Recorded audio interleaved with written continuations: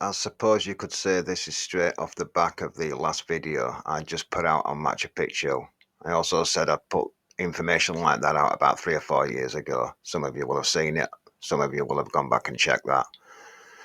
The video was about these imprints here. Don't worry, I am going to move forward. I just have to do this. So it was almost like I said that it was from some sort of inner structure, almost like partition walls, whether or not they'd filled it in the cells just to make the structure more stable, or if it had been caused by a natural event like volcanic ash or flooding. I don't know. We'll get into it a bit further.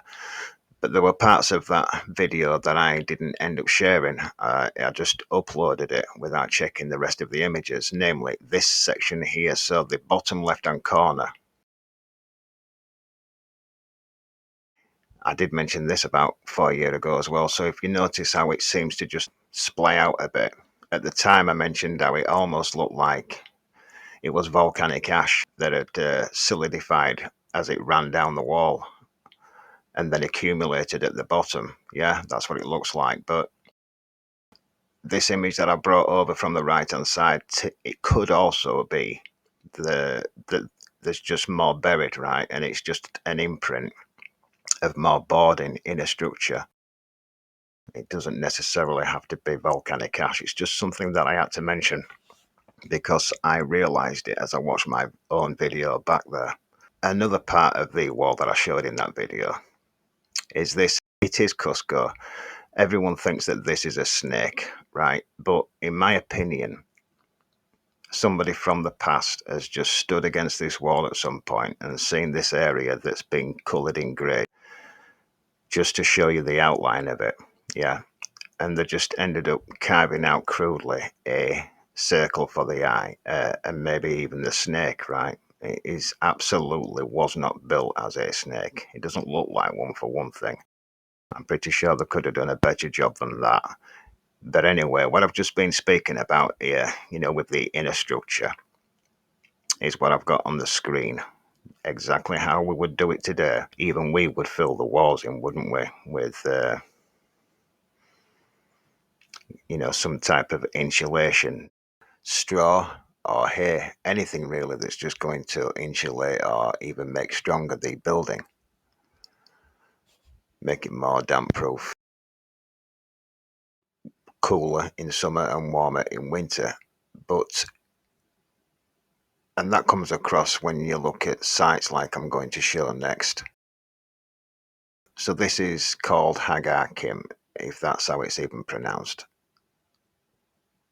It's not too far off anyway, but I still see these same imprints of what I've just been speaking about throughout all this. Archaeologists point out how these massive blocks have all been just carried into position. Now, I have gone on many times about when archaeologists dig these sites up, they remove, I don't know, 40% of the smaller pieces, and they just get thrown to one side and removed later, right? And then they just put together in some higgledy jigsaw piece the larger sections and call it a narrative for you, whatever that is. I always keep that in mind, me now, especially now, every time that I look at a site. That's why I always try and find the older images for you. Oh yeah, another thing as well on the large block area at Machu Picchu, some people did mention, which I have spoke about, how it could have been formed with forms themselves, and a form is like a wall. You will prop some type of wall up, or even build a box section for you to pour your material into, and as it hardens, then you can raise it, yeah, and then you can, let's say, make a large block area.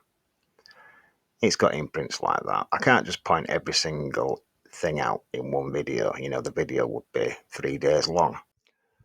So, how do I think these sites like Hagar Kim there was built before they eventually ended up looking like the way that they do now? Before even archaeological manipulation. Well, I suppose you get houses built like this in Africa, all over the world. Namely mud houses, but they have to be built with a wooden superstructure, even if it's just twigs and logs. Right now, if you look just above the artwork in the middle of the screen, you can see block section framing imprints of it, correct? Which is how the site here that I'm showing now, these larger block sections were eventually came about, hardened into, right?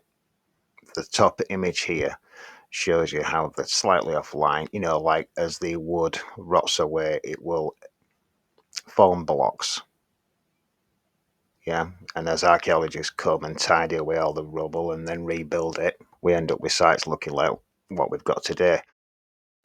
I will share a video on the end of this one as soon as I can on Hagar Kib here. I don't really want to get into pointing out, you know, the metal girders and things like that in this video. I just want to stick to what I'm trying to point out here. Again, I just want to keep the video around about 10 minutes long.